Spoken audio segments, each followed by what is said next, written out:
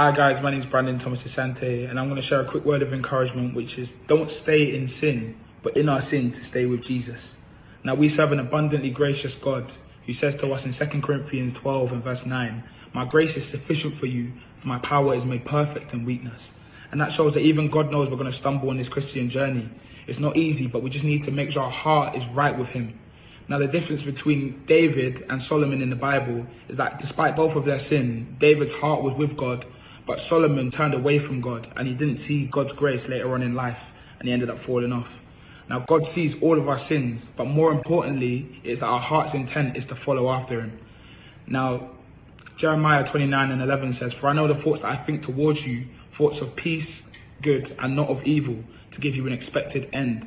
So just take that as encouragement, guys, that he loves us even in our imperfection, and we should seek after him day in, day out. Peace and love, guys.